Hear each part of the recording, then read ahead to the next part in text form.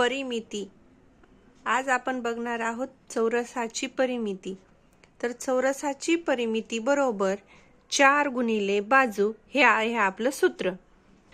तर आज मी तुम्हाला उदाहरणाद्वारे चौरसाची परिमिती कशी काढायची ते आपण समजून घेऊया।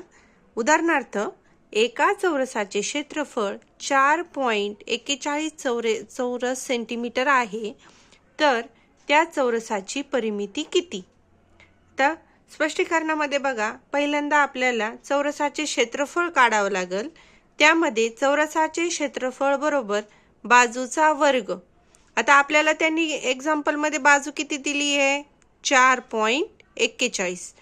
तर चौरसाचे क्षेत्रफळ बरोबर बाजूचा वर्ग, म्हणून बाजूचा वर्ग, बाजू किती दिली आहे? 4.41, म्हणून बाजूचा वर्ग, वर्ग असल्यामुळे 4.41 चा वर्ग 21 चा वर्ग 441, म्हणून पॉइंट असल्यामुळे 2.1 म्हणजे 2.1।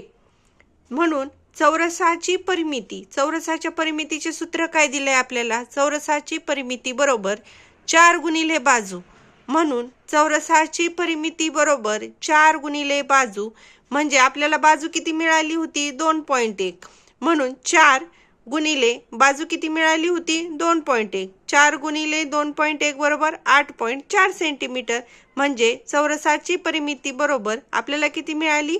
8.4 सेंटीमीटर। आता आपण बघूया आयताची परिमिती कशी काढायची नेक्स्ट व्हिडिओमध्ये। थँक्यू।